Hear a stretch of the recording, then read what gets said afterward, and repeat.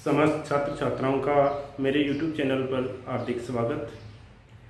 आज हम कक्षा 10 का चैप्टर नंबर 11 समरूपता सिमिलरिटी लेकर के आए हैं।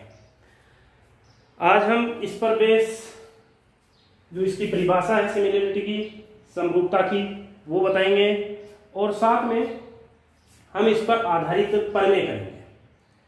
ये आपका बोर्ड एग्जाम में इस चैप्टर से 9 नंबर का क्वेश्चन आ जाता है। एक तो 6 नंबर का प्रमेय आ जाता है और एक 3 नंबर का प्रमेय, यानी कुल मिलाकर के 9 नंबर का मैटर ये कवर करता है। तो हम इसको आराम से पढ़ेंगे, पूरा समझ करके पढ़ेंगे, बिना रटे पढ़ेंगे। तो चलो चलते हैं, समरूपता क्या होती है, ये समरूपता होती क्या है, इस पर चर्चा करते हैं। देखिए, यदि यहां हम समरूपता को अलग अलग करें तो सम प्लस अरूपता या समरूपता, यदि हम इसको देखें तो समरूपता यानी एक समान रूप वाले, यदि इसको अलग अलग करें तो सम यानी समान, रूपता यानी रूप, यानी एक समान रूप वाले, एक ही रूप वाली। तो दो या दो से अधिक चीजें ऐसी हो, वस्तुएं ऐसी हो जो रूप में समान हो, क्या कहलाएगी? समरूप कहलाएगी। जैसे एक इंसान है, एक आदमी है, या एक पिता है, उसका बेटा। अब बेटा जो है अपने पिता के समान ही तो होगा दिखने में, वो कान होंगे। अब वो एक अलग बात है कि उसके जो कान, नाक, मुंह, हाथ, पैर जो भी है, उनका जो अनुपात है वो कुछ अलग हो, यानी छोटे बड़े हो सकते हैं, लेकिन रूप दिखने में कैसे हैं? एक जैसे हैं। एक इंसान है और एक इंसान का बच्चा है, तो वो दोनों दिखने में एक जैसे हैं। तो यहां पर दोनों के रूप में सिमिलरिटी है, दोनों का रूप समान है, तो इसको हम कहेंगे समरूपता। ऐसे ही दो आकृतियां ले लीजिए, कोई भी दो त्रिभुज, एक आप समतल ले लीजिए, उस समतल में एक बड़ा सा त्रिभुज बना दीजिए और एक छोटा त्रिभुज बना दीजिए, तो दोनों का रूप समान होगा। आप समतल में एक छोटा सर्कल बना दीजिए, 1 सेमी त्रिज्या का बना दीजिए, एक 2 सेमी त्रिज्या का बना दीजिए, एक 10 सेमी त्रिज्या का बना दीजिए, ये तीनों ही क्या होंगे? समरूप होंगे। तो ऐसी 2 या 2 से अधिक वस्तुएं या आकृतियां जो रूप में एक समान हो, समरूप होगी। और ये जिस गुण के कारण एक समान दिखती है, उस गुण को हम समरूपता कहते हैं। तो आप लिखना चाहो तो इसकी परिभाषा लिख सकते हो, 2 या 2 से अधिक आकृतियां यदि दिखने में एक जैसी है तो वो आपस में समरूप होगी, और ये जो गुण है इसको हम समरूपता कहते हैं। अब समरूपता पर आधारित कुछ प्रमेय हैं, उन पर हम चर्चा करते हैं। तो सबसे पहले मैं आपकी पाठ्य पुस्तक की पहली प्रमेय, जिसको हम आनुपातिकता प्रमेय कहेंगे, उसको लेकर के काम करते हैं। तो पहली प्रमेय ले रहा हूं, आनुपातिकता, या इसका एक दूसरा नाम और है थेलस प्रमेय।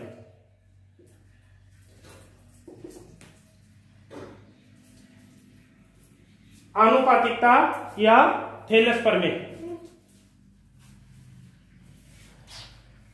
ये क्या है? देखिए, आनुपातिकता या थेलस प्रमेय क्या है, इसको एकदम साधारण वे में आप समझिए। जैसे ये कोई एक त्रिभुज है, चलो मैं इस त्रिभुज को यहां बना देता हूं, अभी काम में आ जाएगा आपके। ये कोई एक त्रिभुज है ABC, क्या देखने जा रहे हैं हम? आनुपातिकता या थेलस प्रमेय के बारे में जानना चाहते हैं कि ये चीज होती क्या है। तो अपने पास एक कोई त्रिभुज है ABC। अब यदि एक अन्य भुजा में इसकी BC भुजा के समांतर ले लूं, या फिर AC भुजा के समांतर, यानी इस त्रिभुज की किसी एक भुजा के समांतर में एक रेखा और ले लेता हूं या एक भुजा लेता हूं, तो मैं यहां पर एक रेखा ये ले ली, मैंने DE रेखा ले ली। कौन सी ले ली? डीई रेखा ले ली, तो यदि ये आपकी डीई रेखा इस बीसी के समांतर है, क्योंकि ये डीई रेखा बीसी के समांतर है और शेष दोनों भुजाओं को क्रमशः डी और ई पर प्रतिच्छेद करती है, यानी ए बी को डी पर और ए सी को सी पर प्रतिच्छेद करती है, तो यहां क्या होगा कि ये जो भुजाओं का अनुपात बना, यानी ये अनुपात और ये अनुपात आपस में बराबर होगा, ये अनुपात और ये अनुपात आपस में बराबर होगा। कहने का मतलब ये है, चलो इसको ऐसे ले लीजिए कि ऊपर जैसे मान लीजिए ऊपर 2 भाग है, नीचे 3 भाग है, तो इधर इसके ऊपर 2 भाग होंगे, नीचे 3 भाग होंगे। क्लियर? कहने का मतलब क्या है कि यदि कोई एक त्रिभुज आपके पास है, इस त्रिभुज की किसी एक भुजा के समांतर आप कोई रेखा ले रहे हो जो त्रिभुज की शेष दोनों भुजाओं को प्रतिच्छेद करे, तो यहां ये जो डीई रेखा है इसकी शेष दोनों भुजाओं को समान अनुपात में विभाजित करेगी, समान अनुपात में विभाजित करेगी। चलो ये पर में हम लिख लेते हैं।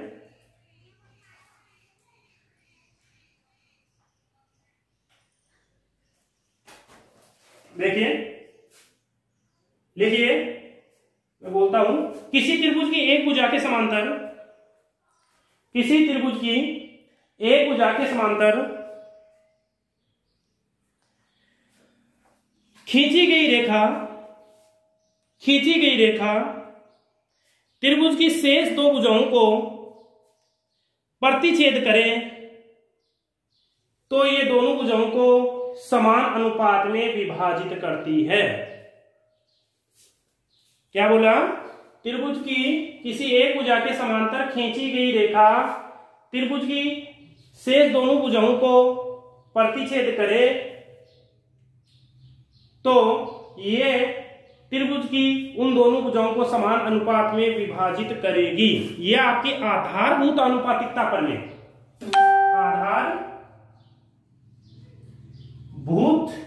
अनुपातिकता प्रमेय या थेलेस प्रमेय के नाम से जानी जाती है। चलो आगे बढ़ते हैं। आगे बढ़ने से पहले आपको एक चीज बता दूं, कोई भी दो त्रिभुज समरूप की हमने परिभाषा तो देख ली कि समरूप कब होंगे, लेकिन इसको गणितीय रूप में कैसे सिद्ध करेंगे? तो यहां पर यदि हम दोनों कोई भी दो त्रिभुज है उनकी संगत कोण बराबर है और संगत भुजाओं का अनुपात बराबर है, तो दोनों त्रिभुज आपके क्या होंगे? समरूप होंगे।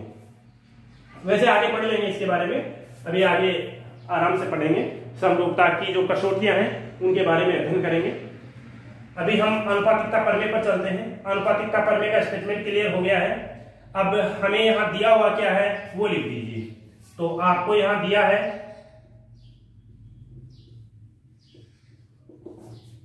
एक त्रिभुज एबीसी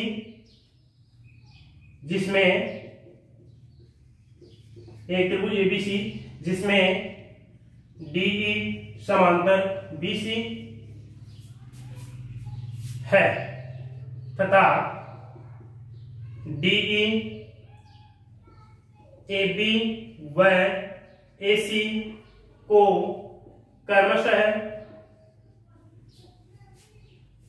डी व ई पर प्रतिच्छेद करती है। सिद्ध क्या करना है वो लिख दीजिए। सिद्ध करना है, क्या सिद्ध करना है भैया? सिद्ध करना आपको कि ये AD बटा BD बराबर है AE बटा CE। ये सिद्ध हो सकता है या ऐसा हो सकता है कि ये वो तो आगे सिद्ध, जब ये रिजल्ट सिद्ध कर देंगे तो उससे और इसमें 2 रिजल्ट और सिद्ध किए जा सकते हैं, उसकी बाद में देखेंगे। सबसे पहले तो आपको यहाँ इसका जो मेन फंडा है वो देखना है। आपको हो सकता है एग्जाम में ऐसा बोल दें कि आधारभूत अनुपातिकता प्रमेय का खतन करते हुए उसे सिद्ध कीजिए या थेलेस प्रमेय का खतन करते हुए उसे सिद्ध कीजिए। तो आपको क्या करना है, सबसे पहले आपको इसकी परिभाषा लिखनी है, यानी इसका कथन लिखना है, परमेय लिखनी है। परमेय क्या कहती है कि यदि किसी त्रिभुज की एक भुजा के समांतर खींची गई रेखा त्रिभुज की शेष दोनों भुजाओं को प्रतिच्छेद करती है तो ये रेखा इन दोनों भुजाओं को समान अनुपात में विभाजित करेगी। तो आपको दिया हुआ है यहाँ एक त्रिभुज है एबीसी जिसमें डीई समांतर बीसी है और डीई एबी और एसी को क्रमशः डी और ई पर प्रतिच्छेद करती है। अब सिद्ध करना है कि एडी बटा डीबी या बीडी और एई बटा सीई, ये सिद्ध करना है। यहाँ पर आपको कुछ रचना करनी पड़ेगी। अब वो रचना क्या करनी पड़ेगी, इसके लिए मैं इस डायग्राम को जो आपके सामने है इसको थोड़ा सा बड़ा कर देता हूं ताकि आपको क्लियर दिखाई दे सके। देखिए क्या होगा, अब देखिए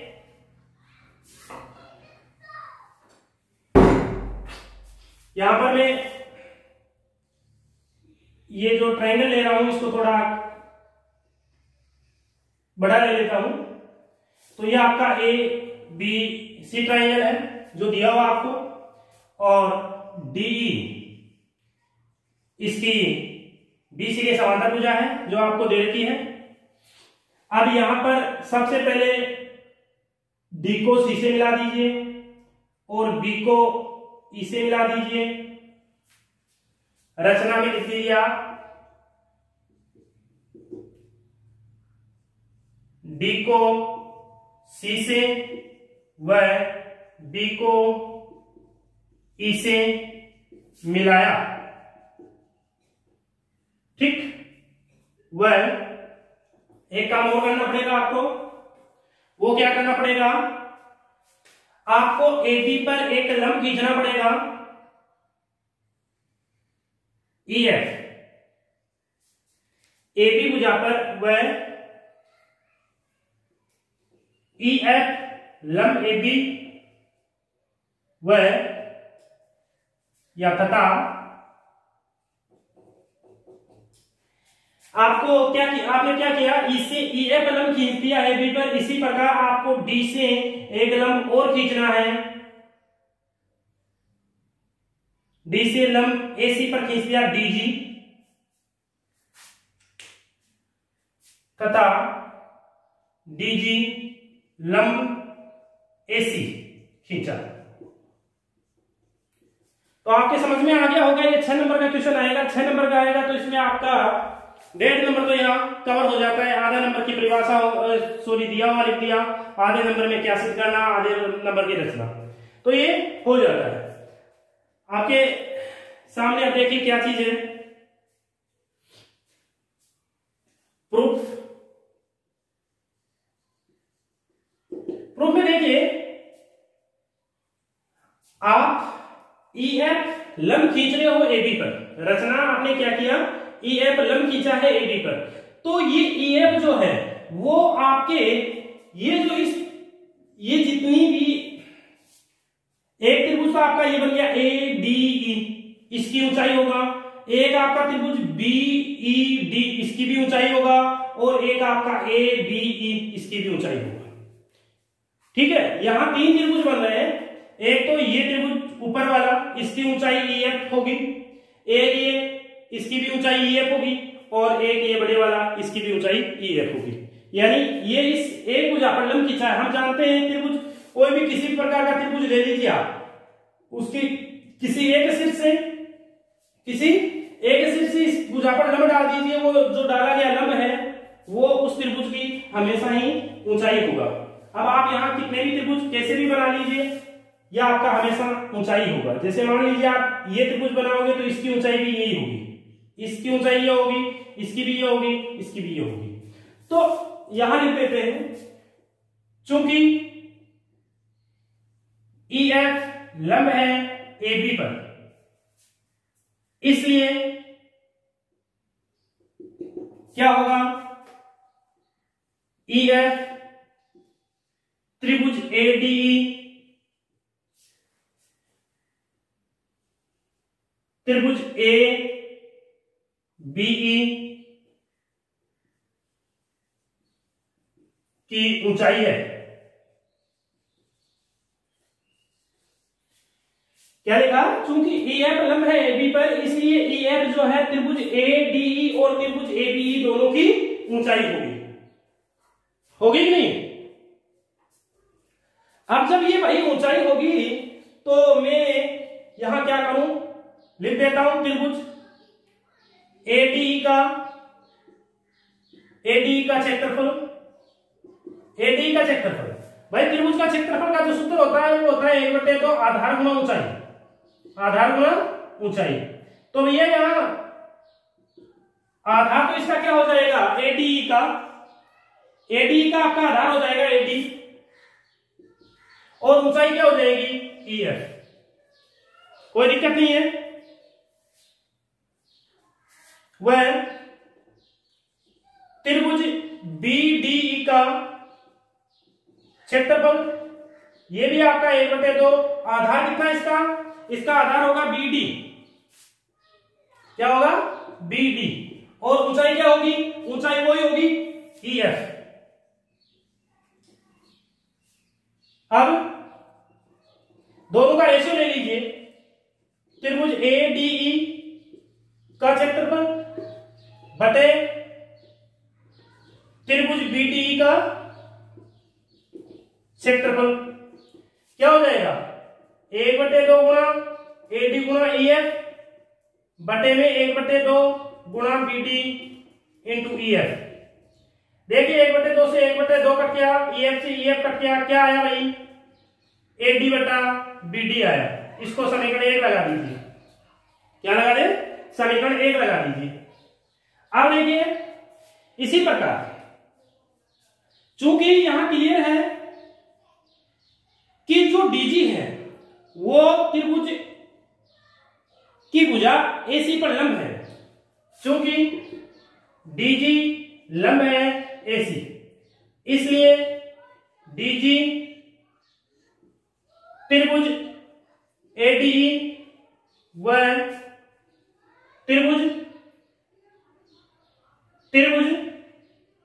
एडीसी की ऊंचाई होगी।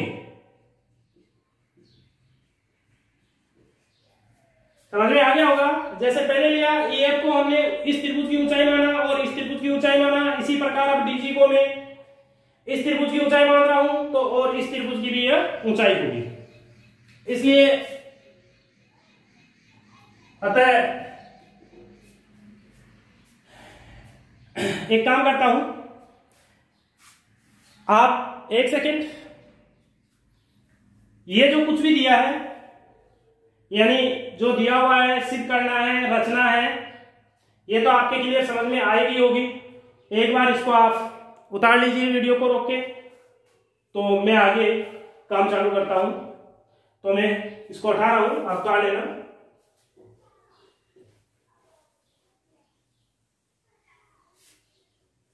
अब देखिए सबसे पहले त्रिभुज एडीई का क्षेत्रफल, ये भाई क्या होगा 1/2, आधार कितना है, अब इस त्रिभुज का आधार ए ही हो गया और ऊंचाई कितनी है डीजी, एंड त्रिभुज डीईसी का क्षेत्रफल, ये क्या होगा 1/2, आधार कितना है ईसी, ऊंचाई कितनी है डीजी। अब इन दोनों का अनुपात देख लेते हैं। तो त्रिभुज एडीई का क्षेत्रफल बटे त्रिभुज डीईसी का क्षेत्रफल क्या होगा भाई 1/2 एई गुणा डीजी बटे 1/2 ईसी गुणा डीजी। 1/2 से 1/2 कट गया, डीजी से डीजी कट गया, क्या मिला भाई एई बटा ईसी बचा। इसको समीकरण 2 लगा दीजिए, ठीक है। अब देखिए अभी तक आपने क्या काम किया है, मैं इसको अभी यहां से हटाऊंगा तो एक बार दोबारा देख लीजिए। चूंकि आपने रचना की थी कि ईएफ एबी पर लंब है, तो ईएफ एबी पर जब लंब है तो ईएफ इस त्रिभुज की एडीई की ऊंचाई होगी इस त्रिभुज की ऊंचाई होगी, इस त्रिभुज की ऊंचाई होगी। तो आपने इस त्रिभुज का क्षेत्रफल ले लिया और इस त्रिभुज का क्षेत्रफल ले लिया और दोनों का अनुपात निकाल के समीकरण 1 लगा दिया। फिर आपको दिखाई दे रहा है कि आपने रचना की थी कि डीजी जो है लंब है एसी पर, तो आप इस त्रिभुज का क्षेत्रफल निकाल लोगे, क्योंकि इसकी ऊंचाई यही रहनी है, इसकी ऊंचाई यही रहनी है। तो इस त्रिभुज का क्षेत्रफल निकाल लिया और इस त्रिभुज का क्षेत्रफल निकाल लिया, दोनों का अनुपात कर लिया, समीकरण 2 मिल गया। क्लियर? एक चीज देखिए आप,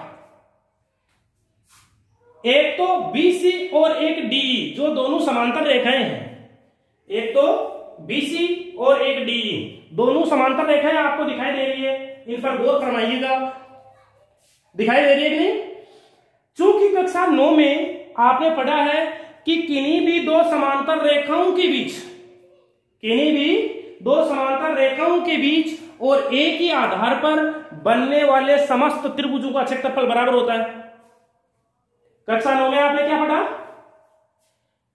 एक दो समांतर रेखाओं के बीच और एक ही आधार पर, दो समांतर रेखाओं के बीच और एक ही आधार पर बनने वाले समस्त त्रिभुजों का क्षेत्रफल समान होता है, यह आपने पढ़ा है। तो समान होता है तो भाई यहां कौन कौन से त्रिभुज बन रहे हैं? देखिए इन दोनों समांतर रेखाओं के बीच में एक तो ये त्रिभुज बन रहा है और एक ये त्रिभुज बन रहा है। तो मैं लिख देता हूं त्रिभुज BDE व त्रिभुज CDE या DEC दो समांतर रेखाओं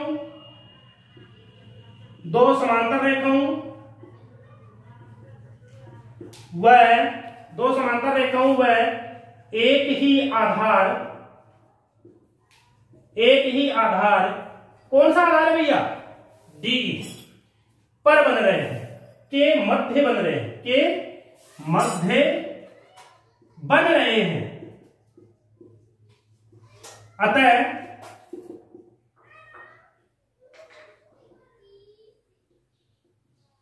एरिया ऑफ ट्राइंगल DEC बराबर होगा एरिया ऑफ ट्राइंगल, सॉरी पहले इसको लिखिए, BDE बराबर होगा एरिया ऑफ ट्राइंगल DEC।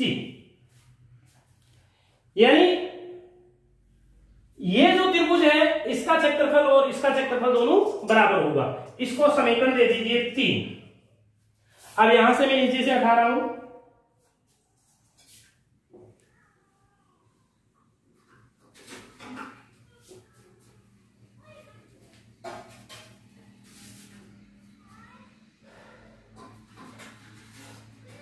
देखिए अब आप समीकरण 1 में 2 का भाग दीजिए 1/2 करने पर। देखो भाई समीकरण 1 आपके पास ये पड़ा है त्रिभुज ADE का क्षेत्रफल बटा त्रिभुज BDE का क्षेत्रफल। भाग किसका दे रहे हो? 2 का। इसका भाग दे रहे हो तो इसको नीचे लिख दो, इसको ऊपर लिख दो, तो आपका ये हो गया त्रिभुज DEC का क्षेत्रफल बटा त्रिभुज ADE का क्षेत्रफल बराबर समीकरण 1 में जो आपका राइट हैंड साइड है वो क्या है? AD बटा BD इंटू इसमें क्या है? इसमें EC बटा AE। ये हो गया। अब जरा देखिए ADE का क्षेत्रफल बटा ADE का क्षेत्रफल कर दिया गया। अब एक सेकंड देखिए आप, BDE ये रहा भाई BDE और DEC ये रहा। समीकरण 3 ये कहता है कि इन दोनों का क्षेत्रफल भी बराबर होगा, तो इसको और इसको काट दिया, साइड में लिख दीजिए समीकरण 3 से। ठीक है, तो इधर क्या आया भाई? 1 हो गया क्या? सब कट गए क्षेत्रफल। ये हो गया आपका AD बटा BD इंटू EC बटा AE। इसको भाई साहब एडजस्ट कर दीजिए और कुछ नहीं है। एडजस्ट करना है तो क्या करें? AD बटा डीबी, इसको तो रहने दीजिए इधर, और जब ये इधर आएगा तो ए ऊपर चला जाएगा और ई सी नीचे आ जाएगा। सॉरी, क्लियर हो गया होगा? यही तो सिद्ध करना था आपको, यही सिद्ध करना था ना। तो इस प्रकार से आपका ये सिद्ध हो जाता है। ये थेलस प्रमेय है। देखिए एडी बटा बीडी और एई बटा ईसी, तो इसी को थेलस प्रमेय या आधारभूत आनुपातिकता प्रमेय के नाम से जाना जाता है। और आगे जो भी प्रॉब्लम होगी उनको हम इसी मेथड से सॉल्व करेंगे। अब देखिए कुछ और करते हैं, इससे और रेशो निकालने की कोशिश करते हैं। मैं इसको हटा रहा हूं, आप वीडियो को रोक के एक बार इसको उतार लीजिए, मैं आगे बढ़ता हूं।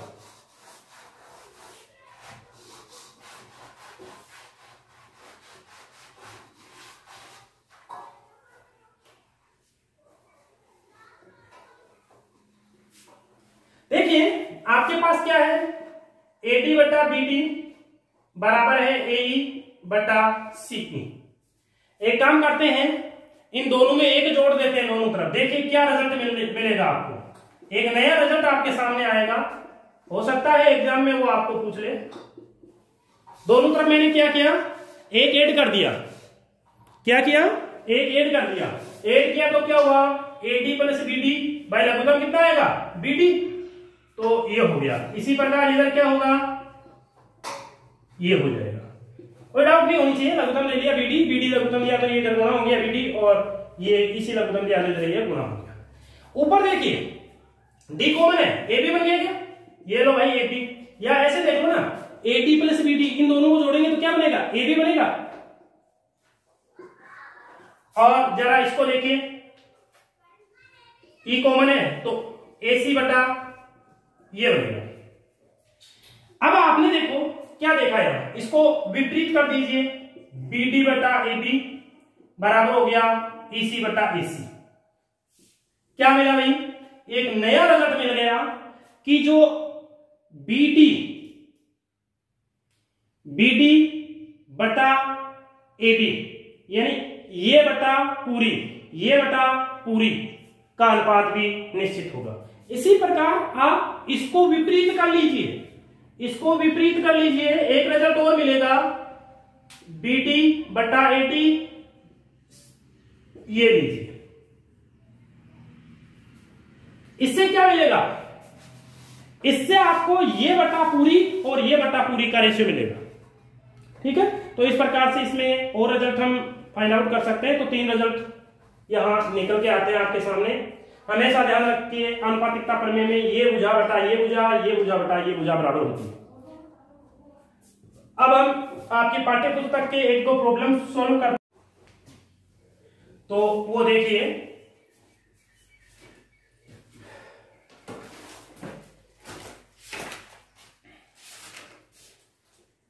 वैसे इसमें एक इसका विलोम और दिया है, वैसे इसको करने की आवश्यकता नहीं है, लेकिन फिर भी बता देंगे इसको भी। चलो पहले एक उदाहरण कर लेते हैं इस पर बेस। ये जो आपकी है, इसमें देर का है कि कोई एक त्रिभुज है एबीसी, इसमें डी समांतर बीसी है, और साथ में आपको दे रखा है कि एडी बटा डीबी बराबर 3/5 है। यदि एसी बराबर 5.6 है, इकाई हो, तो एई का वैल्यू फाइंड आउट कीजिए। इसका एई का वैल्यू फाइंड आउट कीजिए। देखिए क्या कह रहा है, आपको कह रहा है एडी बटा बीडी, यानी इन दोनों भुजाओं का अनुपात आपको दे रखा है। क्या दे रखा है, इन दोनों भुजाओं का अनुपात दे रखा है। साथ में आपको एसी दे रखा है। क्या दे रखा है, एसी दे रखा है। कितना, 5.6, और आपको एई पूछ रहा है। क्या करोगे भाई, देखिए आप एक काम कर लीजिए, आप ये तो जानते ही हो आनुपातिकता प्रमेय से, लिख दीजिए आनुपातिकता प्रमेय से।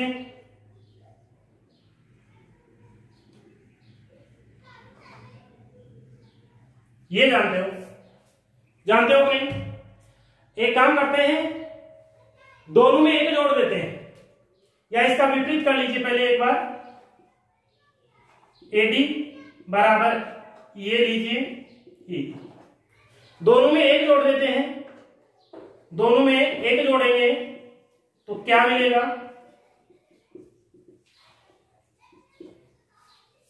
दोनों में एक जोड़ूंगा तो यहां तो इसका रेशियो ही लिख देता हूं मैं, यहां तो इसका रेशियो ही लिख देता हूं।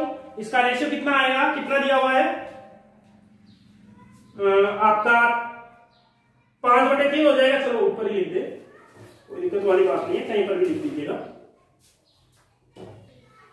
देखिए इसकी जगह ये 3/5 लिख दूं बराबर AE बटा EC।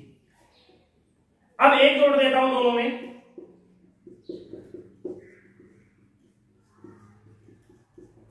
ठीक है, तो क्या हुआ 8/5 हो गया। इधर क्या हुआ AE प्लस CE बटा EC।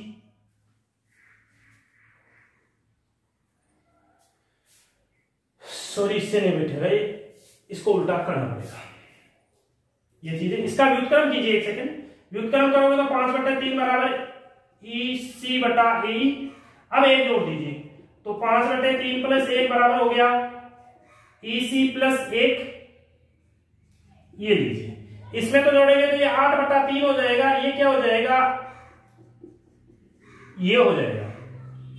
अब देखिए 8/3 आपका है, ये ऊपर वाला क्या हो गया, दोनों जुड़ करके AC हो गया क्या, ये लो AC बटे AE। तो अब आपके पास AC का मान पड़ा शायद 5.6 AE, इसको काट सकते हो 8 7 56.7, तो AE बराबर कितना हो गया 7 21 2.1 इकाई। बहुत ही सिंपल है। देखो करना क्या है, आपको इस प्रकार का डायग्राम जो देता है, अनुपात देता है, तो आपको पता है कि अनुपातिकता प्रमेय लगेगी। जब अनुपातिकता प्रमेय यहां लगेगी तो ये बटा ये, यानी ये फॉर्मूला आप जानते हो, क्योंकि ये जानते हो नहीं। जब भाई आप ये जानते हो तो इसका वैल्यू रख दो यार। अब वैल्यू रख दिया, अब देखिए आपको क्या चाहिए, आपको AE चाहिए, आपको AE चाहिए, तो आपने इसका व्युत्क्रम कर लिया, क्योंकि AE नीचे तभी रहेगा, यानी AE का मान, यानी AE अज्ञात तभी रहेगा जब आपको AE नीचे मिले। तो आपने इसका व्युत्क्रम कर दिया, फिर दोनों तरफ एक जोड़ दिया, तो ये चीज बन गई। अब ये तो क्या होगी, AC होगी, AC का मान ऑलरेडी आपके पास पड़ा है, वो पुटअप कर दिया, सिंप्लीफाई कर दिया, तो उत्तर आ गया। उतार लीजिएगा, कोई दिक्कत नहीं है, 1 नंबर के क्वेश्चन में आ सकता है। आगे बढ़ते हैं।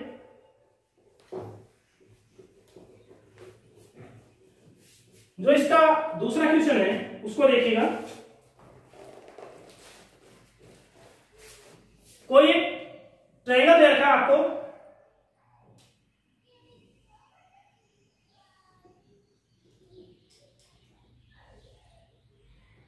A B C ट्रायंगल दे रखा है और ED की इस ट्रायंगल की इस भुजा के समांतर एक रेखा दे रखी है।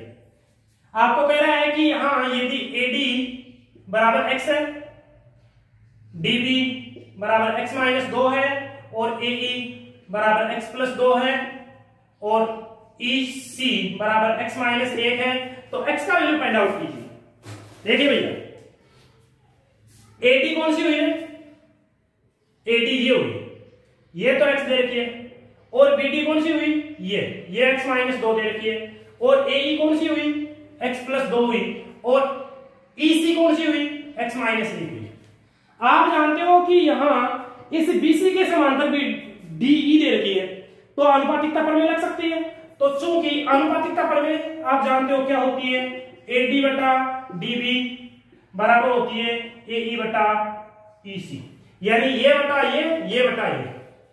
AD कितनी है x और BD कितनी है x माइनस 2, AE कितनी है x प्लस 2 और ये कितनी है CE x माइनस 1।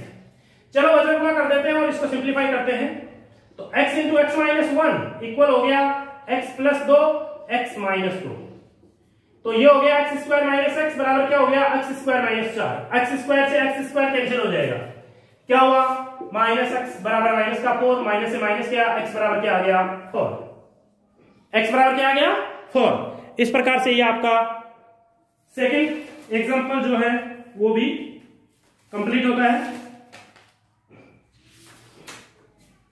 अब आपको क्या करना है, जो आपकी एक्सरसाइज है इसमें आपको 11.2 का पहला क्वेश्चन करना है, दूसरा क्वेश्चन करना है और आगे की क्वेश्चन मैं आपको बता दूंगा।